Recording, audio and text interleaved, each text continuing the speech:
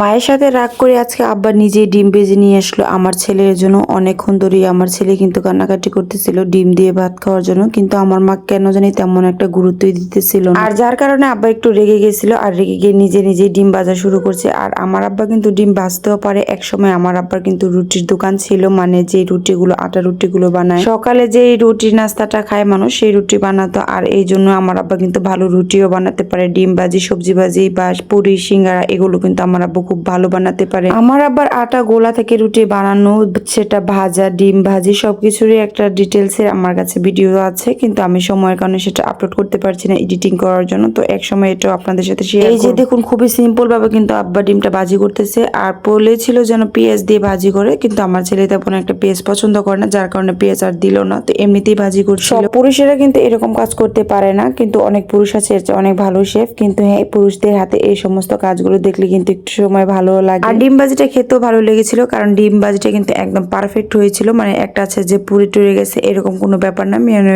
একদম সুন্দর হয়েছে ডিম ভাজি। এদিকে আবার আমার মেয়ে ও বাবার পেছন পেছন ঘুরতেছে এই ডিম ভাজি দিয়ে ভাত খাওয়ার জন্য। আসলে আমার ছেলে মেয়েরা কিন্তু এই ডিম ভাজি দিয়ে ভাতটা খেতে একটু বেশি পছন্দ করে।